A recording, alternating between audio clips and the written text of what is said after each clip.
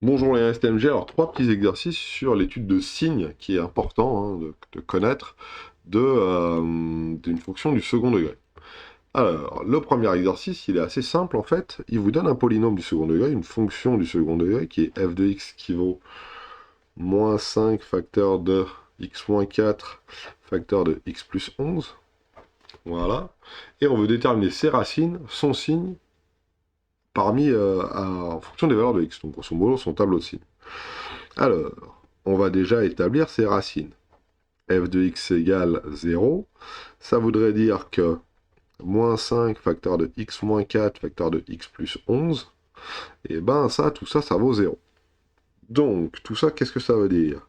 Et ben ça veut dire que on a des choses qu'on multiplie, le jaune fois le bleu fois le vert, fois le vert et fois le bleu, tout ça, ça vaut 0. Donc si on fait la multiplication de trois choses qui vaut 0, c'est forcément soit le jaune qui vaut 0, soit le vert qui vaut 0, soit le bleu qui vaut 0. Sauf dans notre cas, ça ne peut pas être le jaune. Le jaune, il vaut moins 5, donc il ne vaut pas 0. Donc il y a deux choses qui peuvent valoir 0, soit le vert qui vaut 0, soit le jaune qui vaut 0. Soit le vert qui vaut 0, soit soit le bleu qui vaut 0. Excusez-moi. Donc soit le vert vaut 0, soit le bleu vaut 0. Donc, si c'est le vert qui vaut 0, c'est-à-dire que x moins 4 vaut 0. Si c'est le bleu qui vaut 0, c'est-à-dire que x plus 11 vaut 0. Et dans ces cas-là, donc, on a deux possibilités. Soit x égale 4, 4 moins 4, ça fait 0. Soit x égale moins 11. Moins 11 plus 11, ça vaut 0. Ou on enlève 11 à gauche, on enlève 11 à droite, on ajoute 4 à gauche, on ajoute 4 à droite, etc. Et on a nos deux racines qui sont x1 et x2. x1 qui vaut 4 et x2 qui vaut 11. Voilà. Maintenant qu'on a trouvé les racines, on veut son signe. Alors son signe, c'est assez facile, c'est une fonction du second degré. Hop là. Donc si c'est une fonction du second degré, on sait que le signe de a est à l'extérieur des racines. C'est bien présenté sous la forme d'une fonction du second degré, sous forme factorisée. Et ici, on a a qui vaut moins 5. Donc si on fait le petit tableau, ça nous donne ici moins 11, ici 4. Pour 11, on est égal à 0. Pour 4, on est égal à 0. Signe de a à l'extérieur des racines, donc moins plus moins.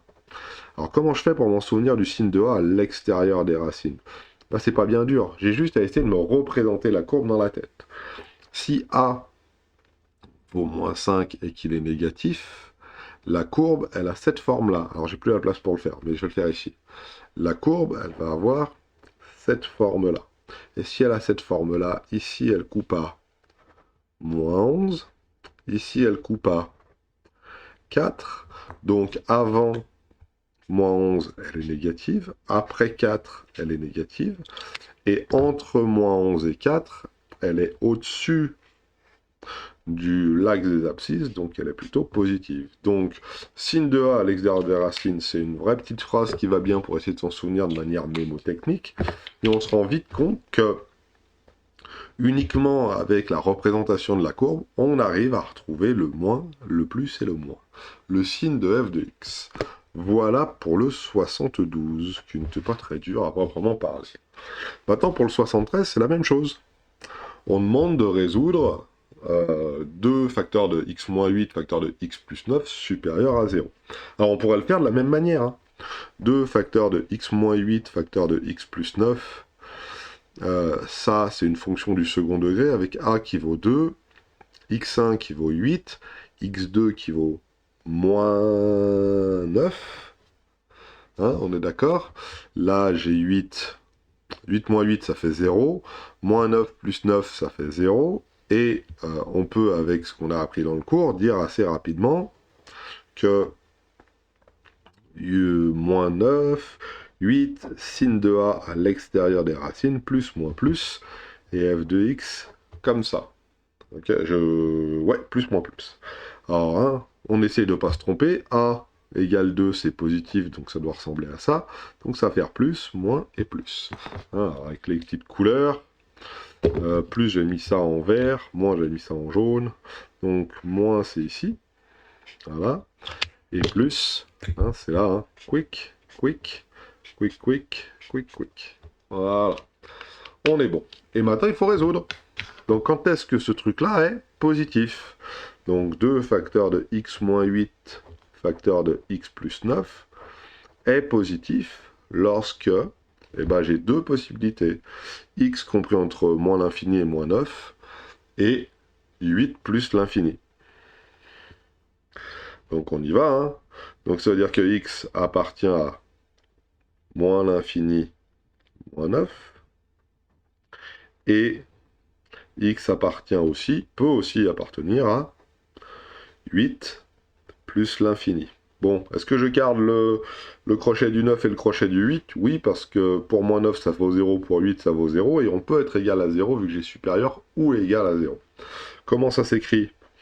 Ça s'écrit avec S, qui va de moins l'infini à moins 9, union 8 plus l'infini.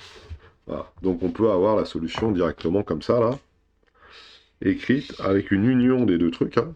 X doit être voilà, hein, union ici. Voilà. Alors on peut le faire aussi d'une autre manière. C'est pour ça que je vais faire le B un petit peu différemment. Vous allez comprendre. Alors, on va étudier le signe de x-7 facteur de x plus 5. Alors, 73, voilà. Alors, ce qui nous intéresse, c'est de savoir quand est-ce que x-7 facteur de x plus 5 est négatif. Et pour ça, on pourrait faire de la même manière. Hein. A égale 1, x1 égale 7, x2 égale moins 5, on fait le tableau et tout. On va faire un tout petit peu différemment comme on faisait en second. On va d'abord étudier le signe de x-7. x-7 est positif si x est supérieur à 7. On est d'accord avec ça. Hein. Si je prends un x qui est plus grand que 7, x-7 est positif. Hein, j'ajoute 7 à gauche, j'ajoute 7 à droite. Et regardez pour 5. X plus 5 est positif si x est supérieur ou égal à moins 5. Hein. J'enlève 5 à gauche, j'enlève 5 à droite. On est d'accord. Donc regarde ce que je vais faire, je vais remplir un petit tableau de signes avec deux lignes. Alors je vais juste faire exprès de laisser une ligne là. Vous le faites pas, moi je le fais. Vous comprendrez après. Donc x, il peut aller de moins l'infini à plus l'infini. Et ici, je vais avoir x moins 7, et ici, je vais avoir x plus 5. Voilà.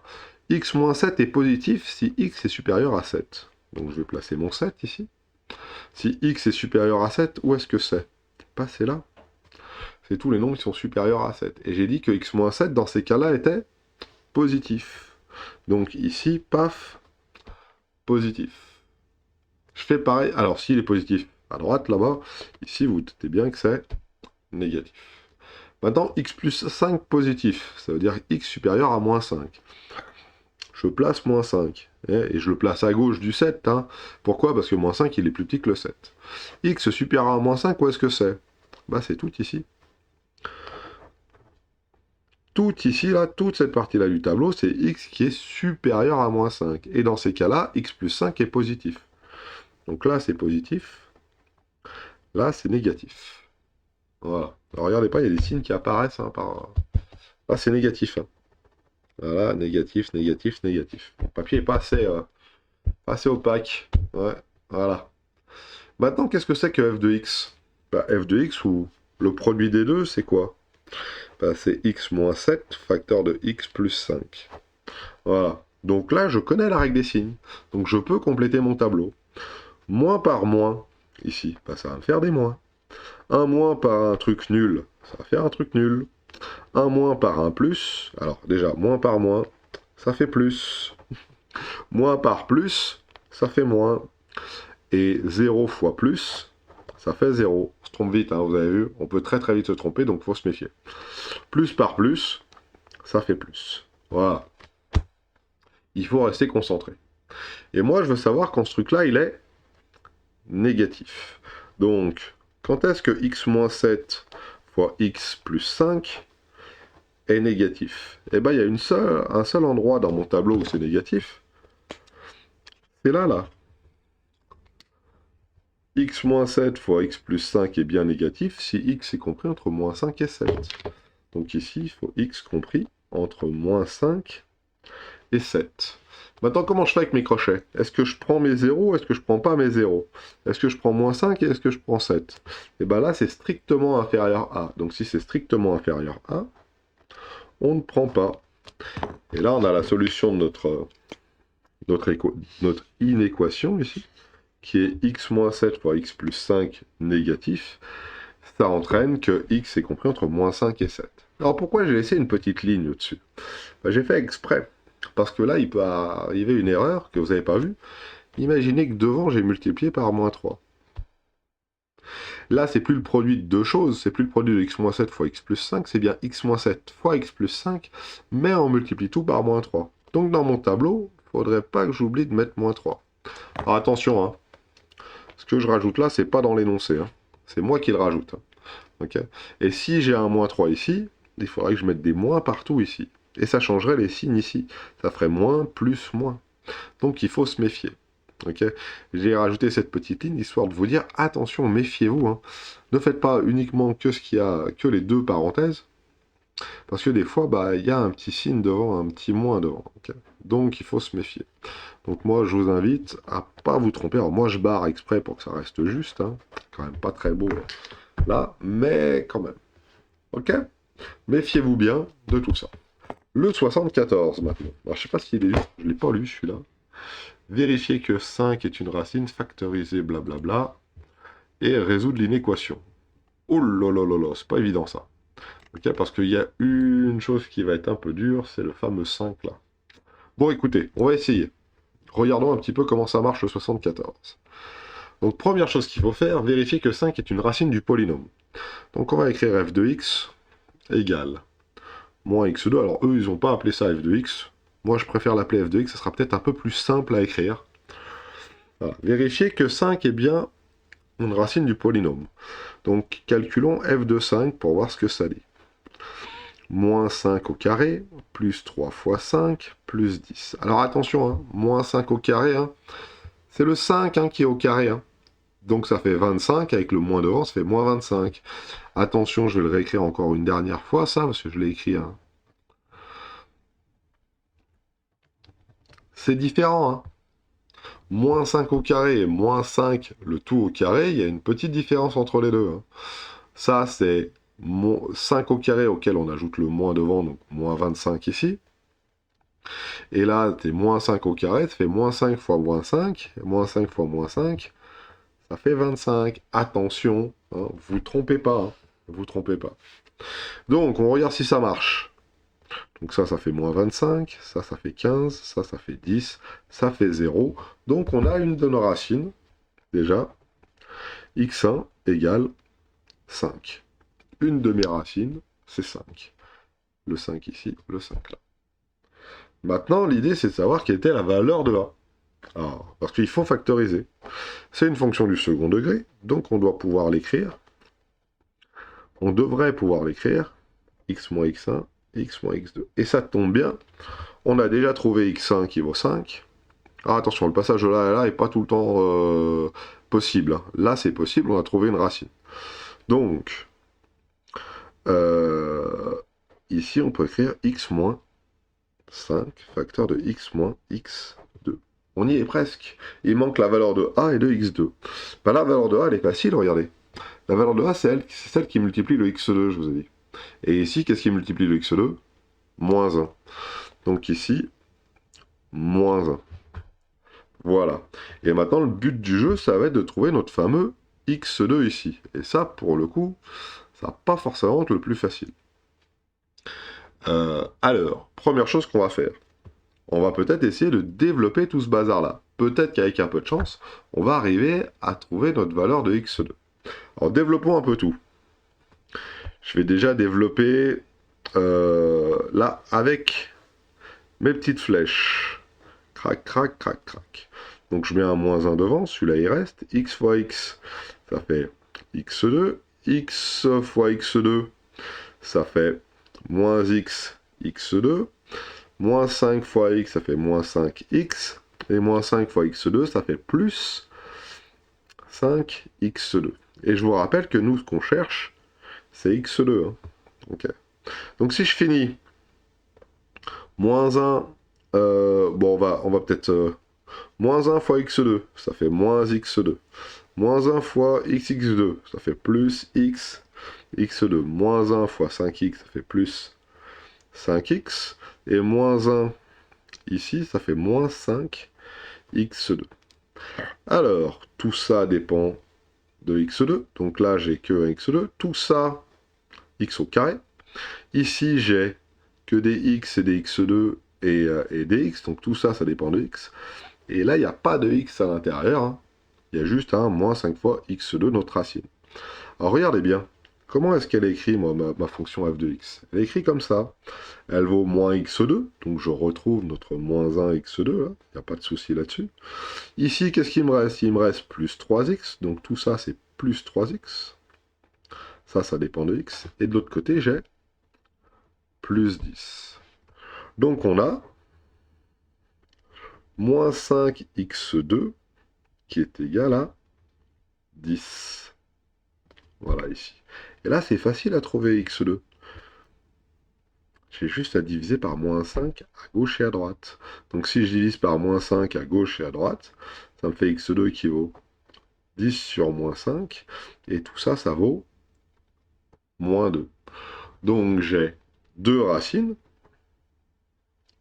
A qui vaut moins 1. B qui vaut... B, moi. x1 qui vaut... Qu'est-ce qu'on avait dit pour x1? x1 qui valait ici 5. Et x2 qui vaut moins 2. La partie qu'il y a ici, quand on a une forme développée là, ça qu'on va appeler petit c nous, et ben c'est le produit des deux racines. Ça, c'est x1 fois x2. Donc c'est assez facile de trouver l'autre racine quand on a la première. x1 fois x2, ça fait... alors c'est a x1 x2, peut-être dit une bêtise. Hein. Ouais, c'est a x1 x2, a fois x1 fois x2, donc c'est assez facile à trouver. Mais, pour le coup, il est mieux de tenir ce raisonnement. Écrire la forme développée, remplacée par les valeurs qu'on connaît, écrire la forme factorisée, remplacée par les valeurs qu'on connaît, développer le tout, et ce qu'on appelle identifier. Vous voyez? À chaque fois, le bloc en x2, bah, c'était facile, il revenait. Le bloc avec des x, 5x, x2 fois x, c'est le 3x qu'il y a là. Et c'est le dernier qui est plus facile à utiliser, moins 5x2 plus 10. Et puis voilà. Alors, on pourrait vérifier tout ça.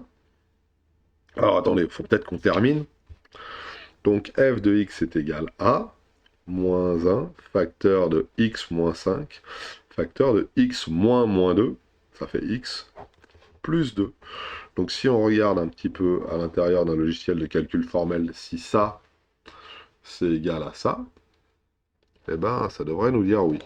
On pourrait aussi le faire à la main, on pourrait tout développer hein, pour voir ce que ça dit, hein, mais à mon avis on ne devrait pas trop se tromper. Résoudre l'inéquation x2 plus 3x plus 10 est plus petit que 0, ben là il suffit d'étudier le signe. Alors ça tombe bien, on a nos deux racines. Première racine, x1 qui vaut 5, et deuxième racine, x2 qui vaut moins 2. Donc moins 2, 5. Hein.